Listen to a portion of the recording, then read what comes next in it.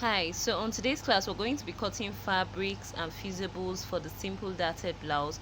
So I'm going to be needing the main fabric, which is a low quality high target fabric. I'm going to be needing lace for just surface design. I'm going to need my lining, and I'm going to need air stay to make the fabric a little thicker. So the air stay is optional. Of course, I'm going to be needing my pins, my scissors, my my zipper, my thread, and of course my pattern paper, because that's the main thing I'm going to start cutting first. So now, looking at this pattern paper, you can see that the pattern is kind of flared. That's the dart is pointed towards the down part.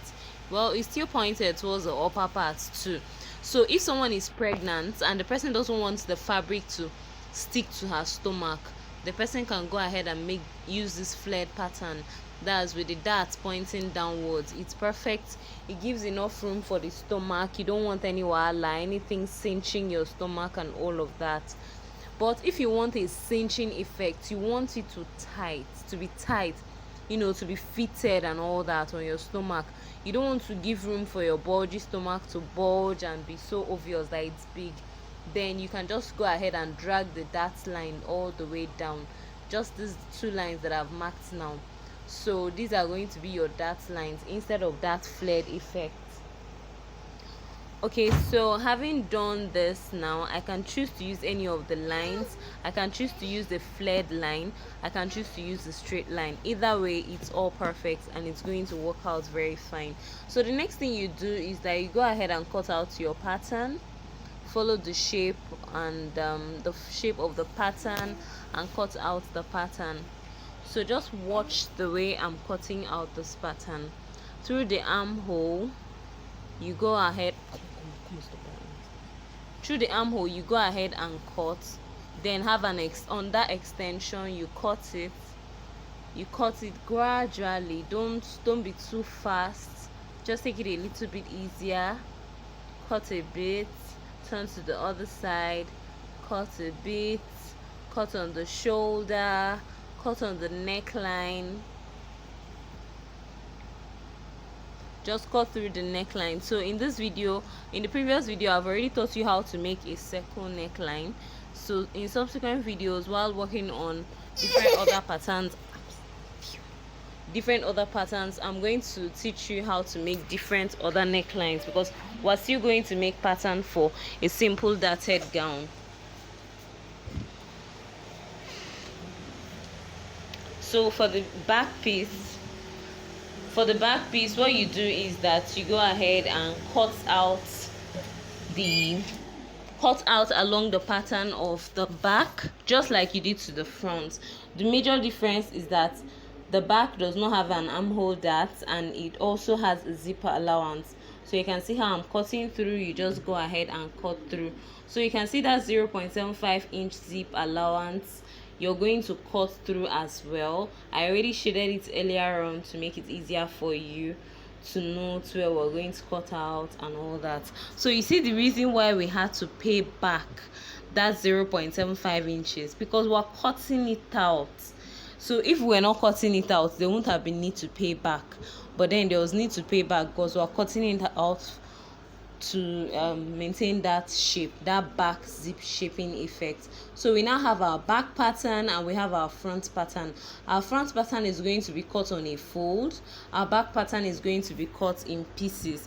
That's 2 pieces of fabric for the back and 1 folded piece of fabric for the front. So now the next thing we're going to do is that we're going to get our fabric and we're going to fold our fabric and start cutting. Preferably, I start cutting from the front piece. I do not start cutting from the back piece. And this is a technique I use to save fabric a lot. And while cutting, I have a principle. You have to minimize waste and maximize fabric. So please note the back of your fabric and the front of your fabric. I usually have a lot of issue with this because most times I work with high quality fabric, and when you're working with high quality fabric, the front and the back usually seem to be the same. So now I'm working with a kind of high quality fabric, a high target fabric. The front and the back seem to be the same, so I have to mark X on the place I've noted as the back. How do you know the back? Just look at the label down. If it's kind of upside down or inverted, you get to know that it's the wrong is the back. But if it's just straight, like high targets, you just know that is the front of the fabric. So now that I'm done marking this out, next thing I'll do is that I'll keep shifting this fabric. I'll keep shifting it. I'll keep adjusting it until it can comfortably contain my pattern. Okay, so just remember that the aim is to minimize waste and to maximize fabric. So this center piece of the blouse is meant to be on a fold. So it's our folded CF, that's folded center front. So you just have to mark it so that you note that it's going to be on a fold. So you place it on the part of the material that is folded.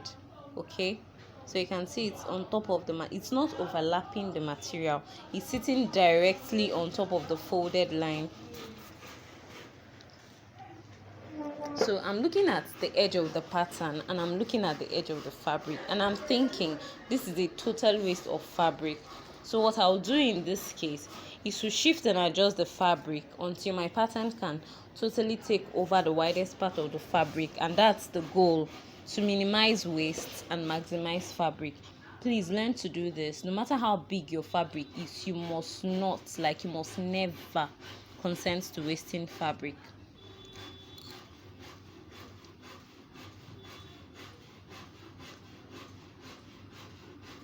So after arranging my fabrics to suit me, I'm going to place the center line along the center fold. I'm going to pin it and then mark it with a chalk and start cutting.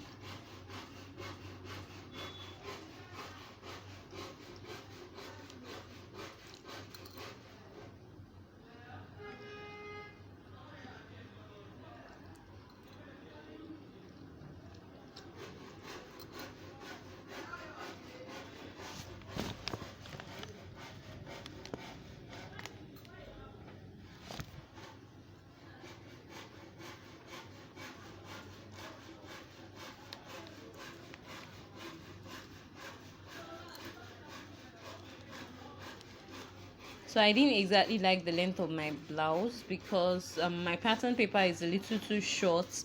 So I had to extend the length of my blouse by adding some inches on the fabric. So if you're comfortable with the length on your pattern, there's actually no need to add on the fabric. I prefer to do everything on my pattern, add my sewing allowance on the pattern, every single thing on the pattern, to avoid a situation whereby maybe I'll cut on lining, cut on fabric, or forget to add and all that.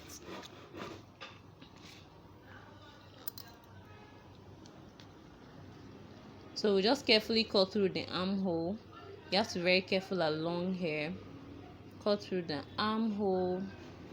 You'd go ahead and just follow all those sharp points, bend carefully and keep cutting. So this is what I have when I'm done cutting, with our center front on a fold, and then that's how it is. So the next thing we're going to do is that we're going to cut the back piece.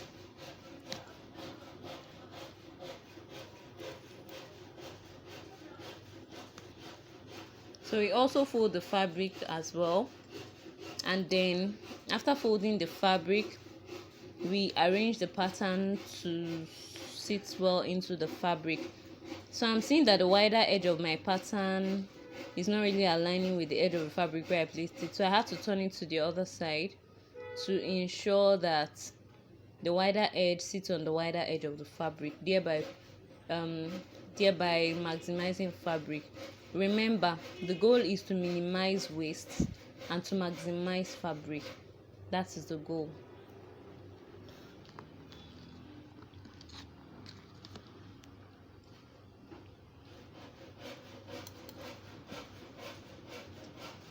So you pin as well, and then you go ahead and cut through too. The only thing about the back is that the back is going to be in two pieces. You're going to have two pieces of the back, and you're going to have one piece of the front on a fold.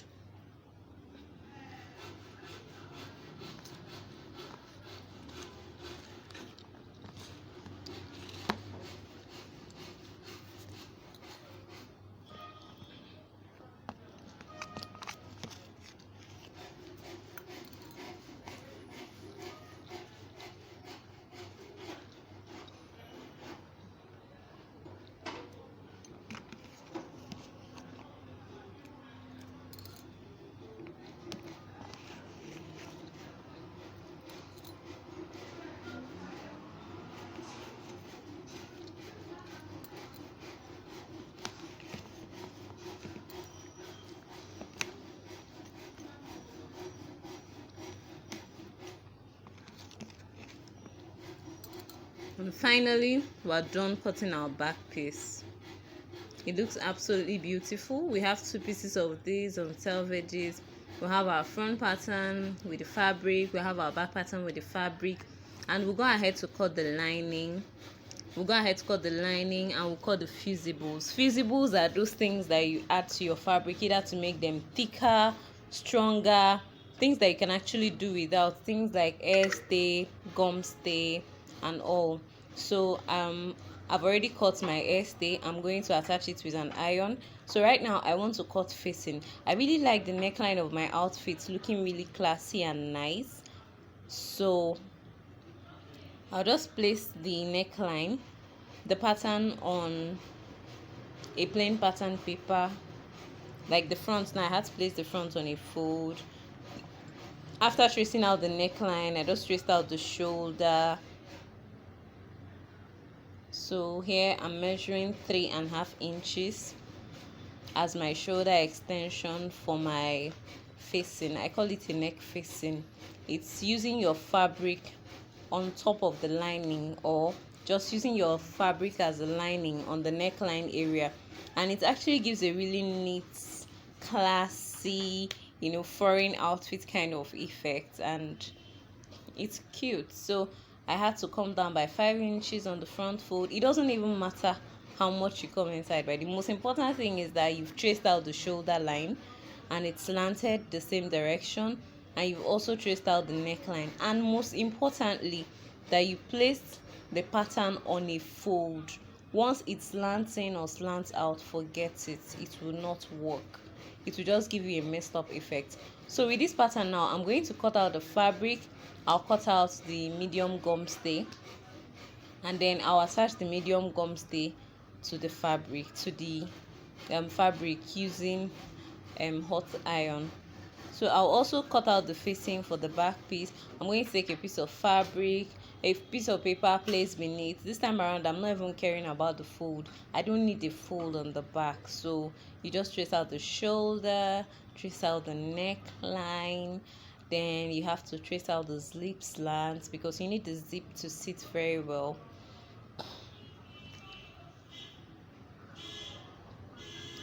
And then you go ahead. I had to mark that place because sometimes the shoulder slant might look somehow like the zip allowance area. So I'll just go ahead and mark the same thing I did in front. I marked 3.5 on the front shoulder, so I need the facings to connect on the shoulder. It's not like it's too important, but I feel it gives it a neater appearance if they stop at the same point. So I came down by about 5 inches. I'm marking my arrows so that you can know that my facing is pointing upwards, and I had to write ×2 so that you know I'm going to have 2 pieces of this facing. So I'm also going to use this facing now to cut my main fabric. I'm going to use this facing to cut my medium gum stay. Please, it's not hard as gum stay, very medium gum stay.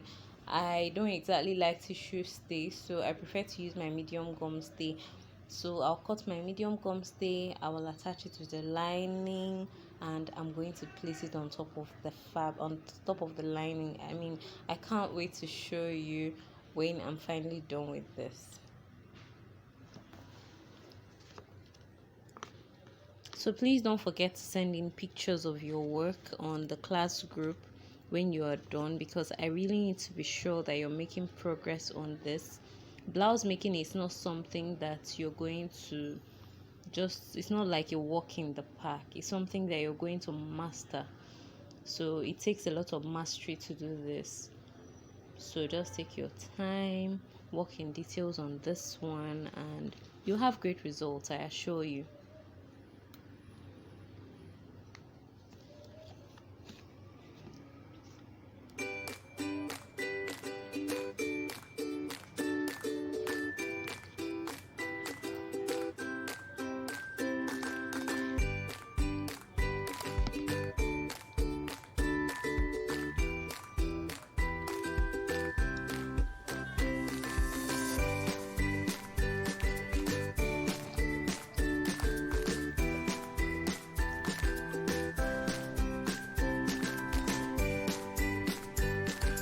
I have 2 of the back pieces. I have to match the zip area so that I don't mistake it to read the shoulder area.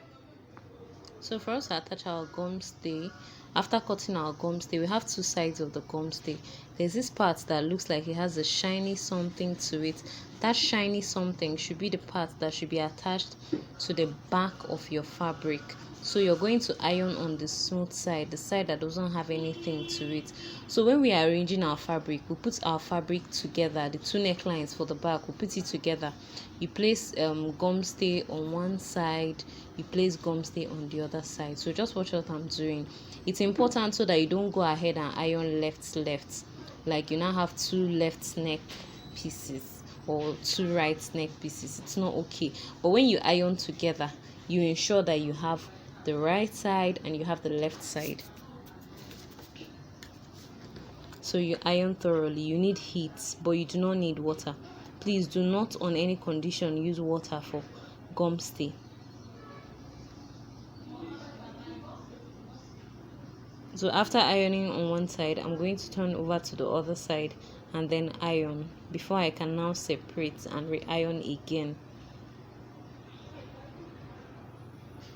So I have to iron. You see, I already attached gum stay on the other side. I just placed it. So while ironing the first part, the heat from the iron went to touch the other side to make the gum stay stick.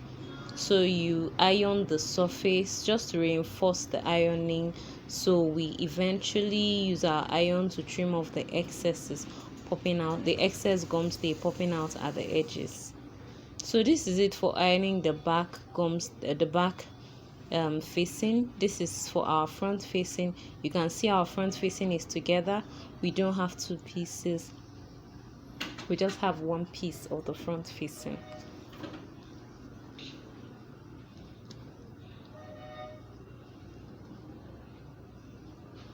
So now that we are done, I want to mark out the darts on the main fabric before I start marking it out on the lining. So you're going to cut out your darts. You already have your darts. You see, I told you we had two dart lines, the pointy one and the straight one. So I want to use a pointy one for this particular class. So if you want a cinch effect, use the straight one. But for this class, I don't want to use a straight one because I wouldn't want anything to stick to the stomach of the person I'm making it for. So you go ahead and use your chalk to mark out the dart shape. So if I'm using a classroom chalk, it gives me this opportunity to be able to transfer the markings from one end to the other. So after marking it, I'll just remove my pattern, I'll close it up and slap it so that it will just transfer the pattern to the other side. Remember, you mark your pattern on the wrong side of the fabric. Okay, so once you slap it like that, it just transfers the pattern. I mean, this part is magical for me. I love it. But you can still use a tailor's chalk though. A tailor's chalk is better recommended for core beginners because it will help you to get the accurate lines, those slim lines. It's slim, so you're able to get the very slim lines. So after marking it, I'm also going to cut out the dart on the armhole area and then transfer it. Just cut what you see.